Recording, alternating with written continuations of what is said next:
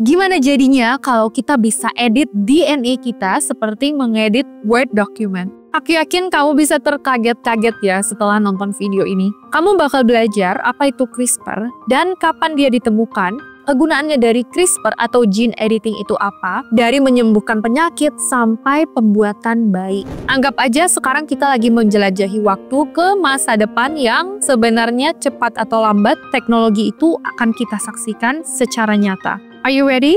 Let's go!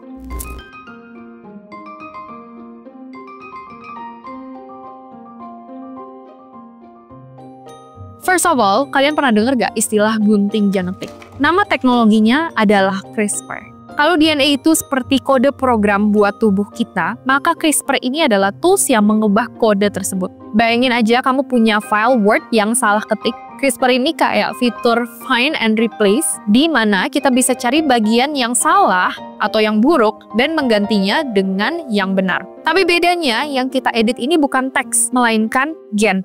Tapi dari mana sih sebenarnya teknologi secanggih ini berasal? Jawabannya adalah dari bakteri. Jadi ketika virus menyerang bakteri, bakteri ini punya sistem pertahanan khusus. Mereka menyimpan sedikit memori dari virus yang menyerang mereka di bagian DNA yang mereka sebut CRISPR. Ketika virus yang sama datang lagi, bakteri pakai enzim Cas9 untuk melindungi diri dan nyerang balik virus itu. Dan voila, virus itu kalah sebelum bisa merusak bakteri. Jadi di CRISPR ada satu pemain utama yang bikin semuanya bekerja. Namanya adalah Cas9. Enzim yang tugasnya adalah untuk memotong DNA. Cas9 ini bisa dibilang alat paling penting dalam teknologi CRISPR karena tanpa dia, kita nggak bisa melakukan pengeditan.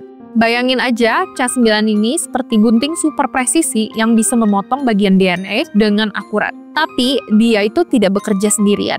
Dia ditemani dengan GPS-nya yang disebut guide RNA. Guide RNA ini yang tugasnya adalah menunjukkan di mana bagian DNA yang harus dipotong. Jadi Cas9 ini nggak asal potong, tapi bekerja sesuai alamat yang sudah dikasih guide oleh RNA tadi.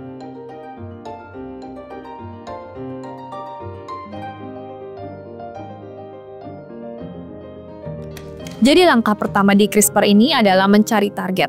Karena sebenarnya guide RNA dirancang khusus untuk mencocokkan urutan genetik tertentu. Dan karena DNA kita juga punya miliaran data, tanpa guide RNA, menemukan bagian tertentu ini bakal seperti nyari jarum di tumpukan jerami.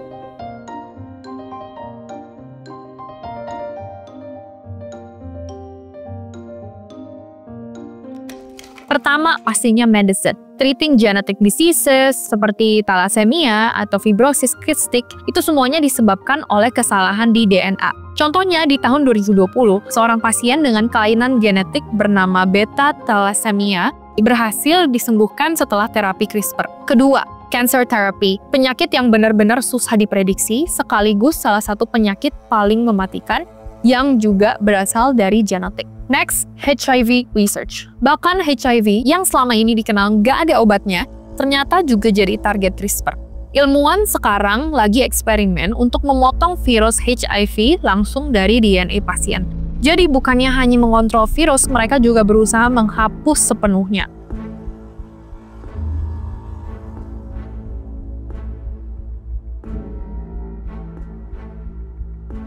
Di dunia pertanian, teknologi ini bikin kita punya harapan baru untuk menjawab masalah global seperti kelaparan ataupun perubahan iklim yang mempengaruhi ketahanan pangan.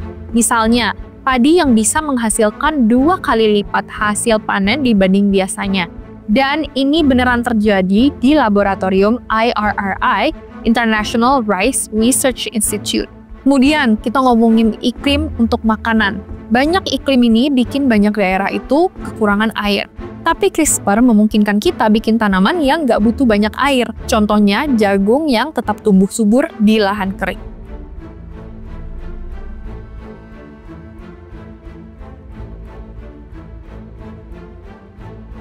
Nextnya, nggak cuma di medis dan di pertanian, CRISPR juga punya aplikasi lain yang nggak kalah keren, yaitu biotechnology.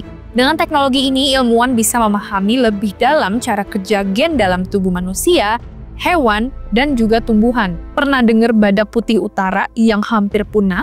CRISPR bisa bantu menghidupkan kembali spesies yang hampir punah dengan mengedit gen-gen mereka.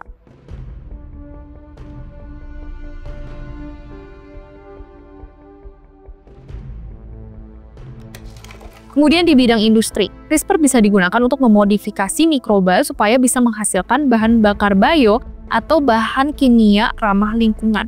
Ini penting banget buat masa depan energi terbarukan atau sustainable energy. Ada beberapa kontroversi dan juga dilema etika yang muncul dari teknologi ini. Yang pertama, safety concerns and off-target effects. Yes, bener banget kalau teknologi canggih itu keren, tapi pertanyaannya selalu apakah benar-benar aman? Bayangin kamu mau memotong gen tertentu, tapi yang kena malah gen lain. Ini nggak cuman bikin gen kita error, tapi juga bisa memicu penyakit baru yang aneh dan langka. CRISPR juga punya efek domino. Kamu perbaiki satu gen, tapi ternyata itu malah mempengaruhi gen lain yang nggak kamu duga. Misalnya, gen yang bertanggung jawab atas resistensi penyakit mungkin juga mempengaruhi pertumbuhan tubuh. Jadi niatnya baik, tapi hasilnya kalau nggak ditangani dan diperhitungkan dengan tepat, malah bisa menimbulkan masalah baru. And of course, ada juga isu-isu etika that comes with CRISPR. Coba deh, kalian pernah kebayang nggak? Kalau masa depan memungkinkan kita untuk memesan anak sesuai dengan keinginan, dengan genetik yang kita pikir adalah genetik yang lebih bagus. Mau anaknya matanya biru, IQ-nya tinggi, atau badannya atletis, dengan CRISPR ini, mungkin it's not impossible. Tapi ya dari sinilah mulai masalahnya, apakah adil untuk memilih gen anak kita? Another good question, siapa yang sebenarnya bisa akses teknologi ini? Bayangin kalau cuma orang kaya yang bisa membeli gen yang lebih baik.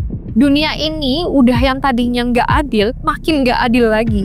Bayangin orang punya emosi dan gengsi untuk jadi sempurna. Mereka bisa relain uangnya untuk beli kesempurnaan itu. Alhasil, teknologi ini juga bisa memperlebar kesenjangan sosial juga antara kaya dan miskin. Karena teknologi genetik seperti CRISPR kemungkinan besar hanya akan diakses oleh negara maju dalam dekade pertama penerapannya. So, what's going to happen with Indonesia? Oke, dari awal tadi kita udah explore CRISPR dari berbagai sisi, mulai dari apa itu CRISPR, bagaimana cara kerjanya, hingga aplikasi-aplikasi luar biasa yang sudah mengubah dunia.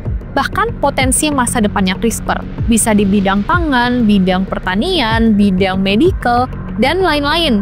Kita juga nggak lupa bahas sisi kontroversi dan etika yang bikin teknologi ini tuh jadi salah satu inovasi paling kompleks sekaligus menarik dalam sejarah manusia. But now you know, after watching my video, kamu sekarang jadi lebih tahu tentang apa itu teknologi ini supaya kamu bisa antisipasi.